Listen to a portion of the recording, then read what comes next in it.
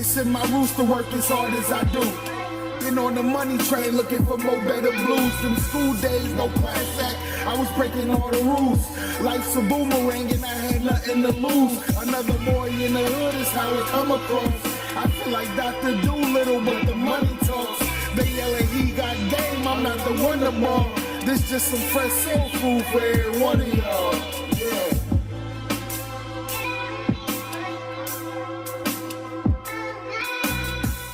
Yo, welcome back for another episode of Cornbread Movie Review. Hey, I love y'all, man. Thank y'all for coming back, rocking with me for another week.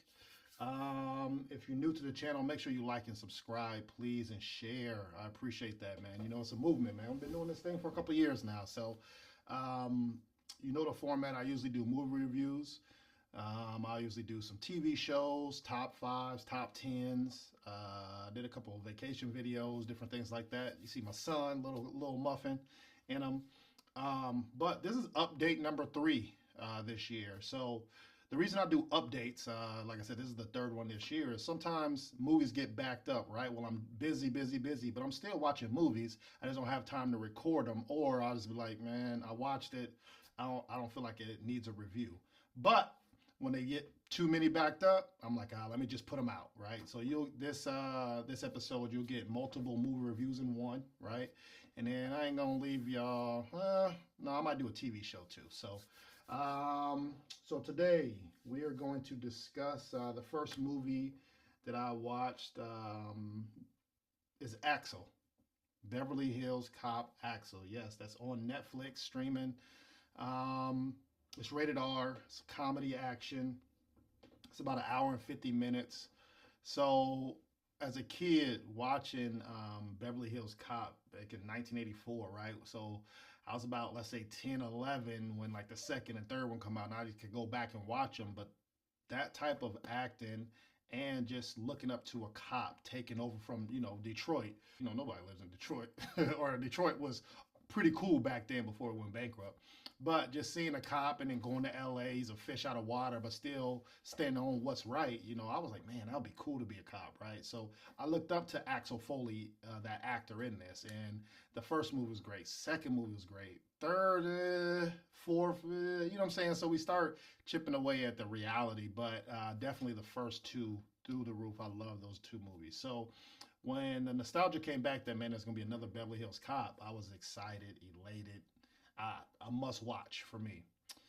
This movie does have Eddie Murphy in it, right? So he still is playing the protagonist of Axel Foley in it. So that's good, right? They brought all the old characters back, which was a positive thing that I really enjoy that movies do. But watching this movie, bad.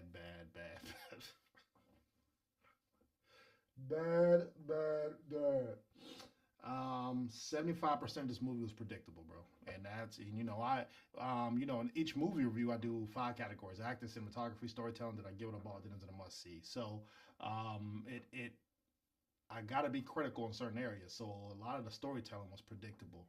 The cinematography was bad, bro. It's all CGI. So we're in the realm where the first couple movies are realistic. And then now we're in the Fast and Furious category now with Beverly Hills Cop, right? So they're doing stuff that's like, come on, unlimited CGI. We got to do better with that, man. So, and he's old, bro. So he's old, but he's still playing a character who has to be active in his acting.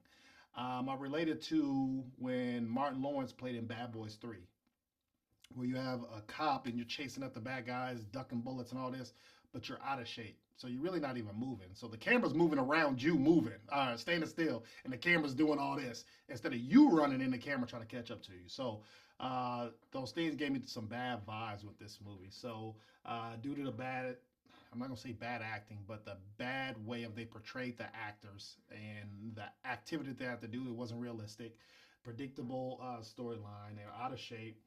And it just didn't do it for me, man. This is a movie I hold in high regards, and it was underwhelming. So if I had to add up what I would have ranked this movie, unfortunately, I would have gave it a 2.5 out of 5, man. I know I'm going to get the hate. I know some of y'all might have loved it because it's the nostalgia, but I would ask you to compare it to those other movies and compare it to movies that you've seen this year, because that's what I do. I compare it to the movies that I've seen in 2024. So it didn't hold up. So Axel, I think it's streaming on Netflix. Would have got a 2.5 out of 5 from Cornbread. All right. Another movie I would have reviewed. I wasn't going to review this movie, but Suki, shout out to my girl Suki, man. She told me to watch it, and then my guy DJ told me to watch it as well. And so that movie today is Divorce in the Black. I think it's on Amazon Prime. It's a rated R thriller drama. I wouldn't have. I'm not going to disrespect the actors in this. I think Megan Good played a great job in this. She did her thing. And I like the villain, the mom, right? The mom played a good villain too. Everything else, not good. Not good. Bad acting. Bad acting. Not only bad acting, the cinematography, bro. They shot in like 3 locations. You got bad lighting in certain areas. You got bad editing in certain areas. You had makeup that was bad. My guy is sweating, but the makeup was just running down his face, and he's trying to act. Maybe because they was outside, so I don't know if they couldn't control or film another day, or let him calm down first and then get everything together. But you can see all those imperfections through watching it. So Tyler Perry, come on, man, we got to do a little bit better with that. And the storytelling is like other movies that Tyler Perry's done. I really wish Tyler Perry would work with some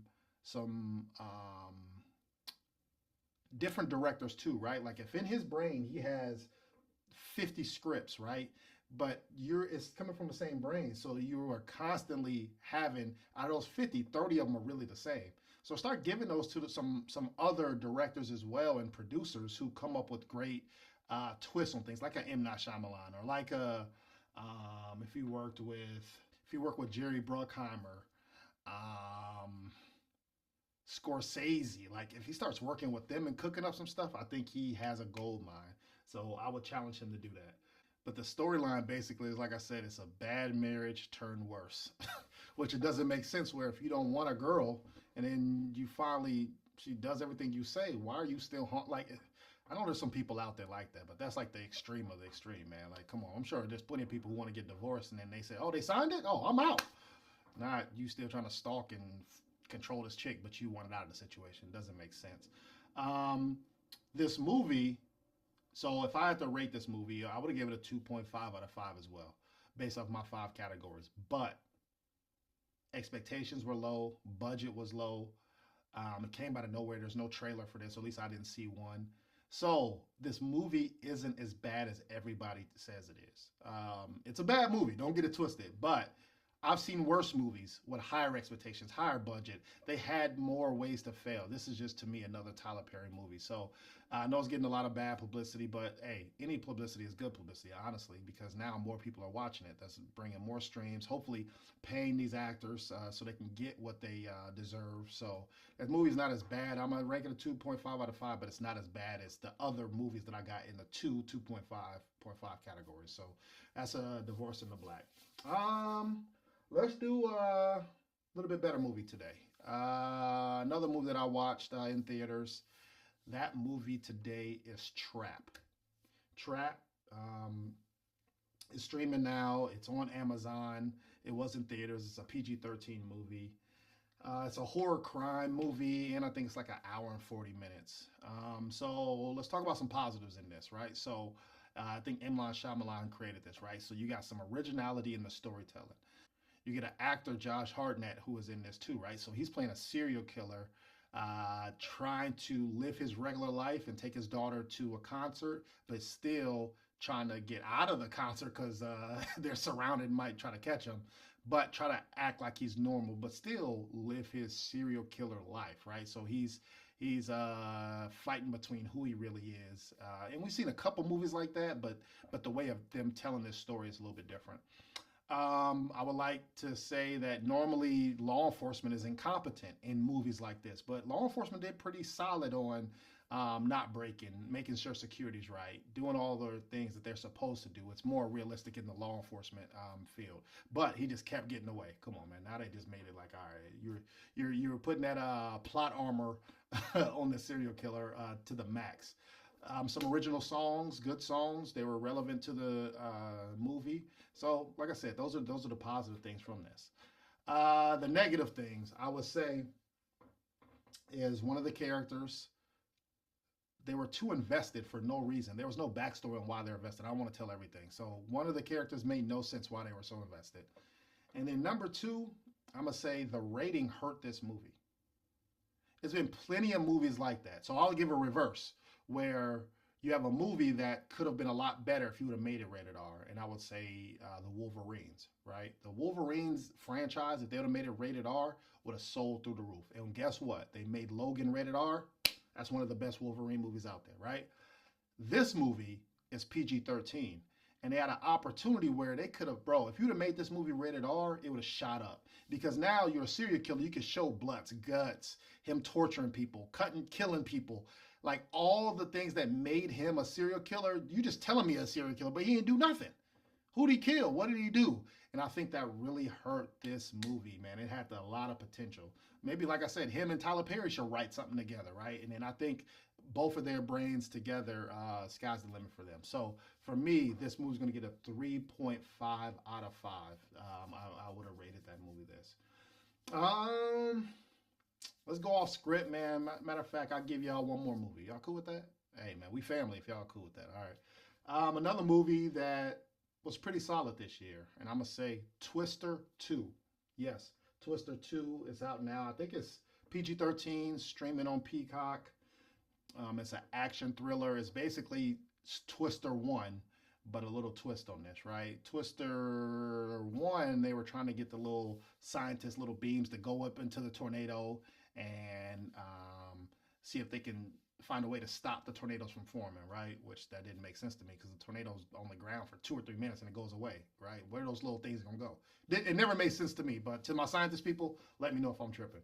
But now in this one, they have a better way to say, okay, we understand the tornado's happening, but how can we stop it from continuously happening? So I really like that added incentive on stopping the tornadoes because they kept doing something. Once again, I don't want to tell the movie. And to me, it's like nobody's really overpowering and acting. There was no heavy hitter in this movie.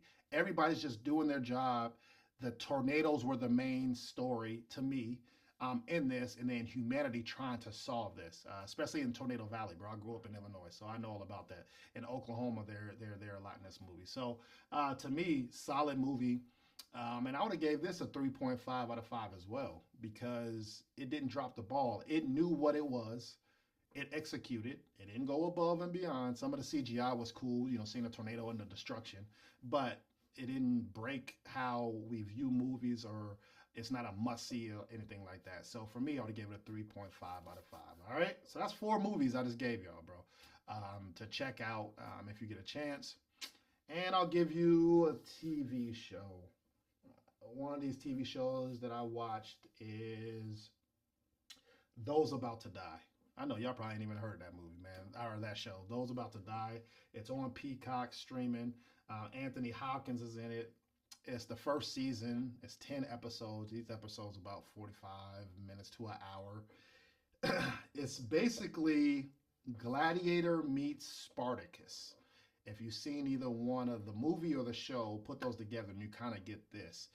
It's in Roman times, and then you get different plot lines of you have somebody who gets sold and now they're a gladiator, but then you also have the gladiator family and how they try to, who's going to become the next king and robbing Peter to pay Paul and backstabbing and sex and all this other stuff. And then the gladiator, they don't really, they fight some, but it's more of the horse chariots, kind of like the Kentucky Derby and going around the circle and who's going to win that, right? So you get different storylines in this show. Like I said, you could be more detailed because it's a TV series at the time. It's not rushed like a movie where you only have almost 2 hours to get from start to finish. Once again, I would say don't watch that. I think it's TVMA or something like that. So it's a lot of death, a lot of sex, a lot of wilding out. The acting's mid, very mid. So this is something that I wouldn't say you need to stop what you're doing immediately and watch this. But if you've watched all the series and you're just looking for something new, fresh, I would say turn on Those About to Die. The budget looks nice, a lot of CGI, but it looked like the budget was spent all on the cinematography, the cinema viewership. But other than that, nothing else came through. So for me, Those About to Die, Trap, Twister, Divorce in the Black, and then Beverly Hills Axel. That's 4 movies and a TV show that I viewed this year. So make sure when you get to look, see how it ranks up between my 2024 movies, man. Like I said, I've reviewed a lot of movies, and you don't see the TV shows on there, but go through my channel, man. You'll see the TV shows that I reviewed this year or my previous years. If y'all like stuff like this, let me know. I'll let more, if I don't have the time, I'll let more movies back up so I can do these updates, or not really best of, but updates of Cornbread movie review. Or if you just only like when I do movie reviews and break them down in each category, I try to skim through the good and the bad on these movies. So make sure you like and subscribe to the channel. I love y'all. Share just one time. Come on, just one time. Just share it with one person. Just put it in the group chat. I know all y'all got group chats. Just put one of your favorite reviews from me, but just put it in the group chat and then see if people like it, subscribe and stuff like that. So I love y'all. I'll holler at y'all next week. All right, peace.